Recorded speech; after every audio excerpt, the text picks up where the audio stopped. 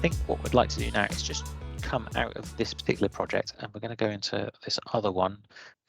So I already had done a video on multiple cost breakdown structures. Now here's a slightly different project, still quite high level and simplified. We've got start, a PMO office attached to the hammock there, enabling works, consents, scheme design, early contractors involvement, groundworks, main works, design, detailed fit out, detailed design, then the actual main works itself, the actual fit out, and then the testing, commissioning, completion, handover milestone. So it's very simple. It's only about 10 activities or so. So that's what we've got. This is actually a resource loaded schedule. So if you did want to view any of that detail, and I'm going to put these files up into into Freshdesk, into our support portal. So if you do ever want to check if anything's been imported with a resource loaded schedule, you just change your view. You can go to the resource button there, and you can just like click on, say, groundworks, and you can see there's a histogram at the bottom. If you want to see it that clearer, just right click on this little window down here, open in new window, and that will actually do a little pop-up for you, and then you can expand it, resize it without manipulating the rest of it. So you can sort of see the apportioned total costs from a resource loaded schedule point of view.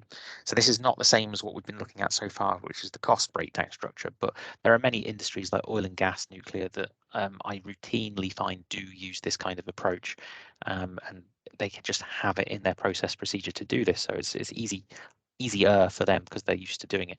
But for people that aren't used to doing this level of detail, granularity, then that's where the cost model or cost module, I should say, actually was really helpful.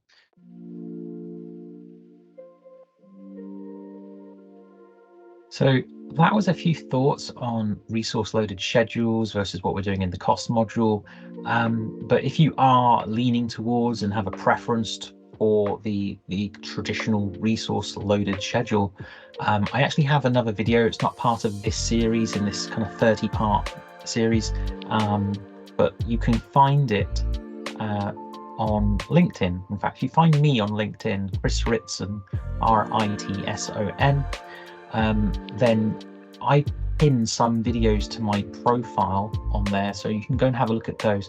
Now, one of those videos in particular is all about how do you use a resource loaded program, and you want to discover what the kind of risk adjusted position, when you also take into account inflation, you might call it escalation in America, but inflation, essentially year on year cumulative increase in cost over time. Okay, it's basically that topic. So I can't remember if it's 10 minutes or 20 minutes, but there's that video over there on LinkedIn that you could go watch. Otherwise, next up in this series, we've got we're going to be talking about multiple CBS, multiple cost breakdown structures, which you can simultaneously maintain within Safran Risk, and then you can slice and dice your reports for different audiences, for different purposes, to answer different questions that are being asked by different stakeholders. And yeah, I'm going to show you how to do all that stuff next.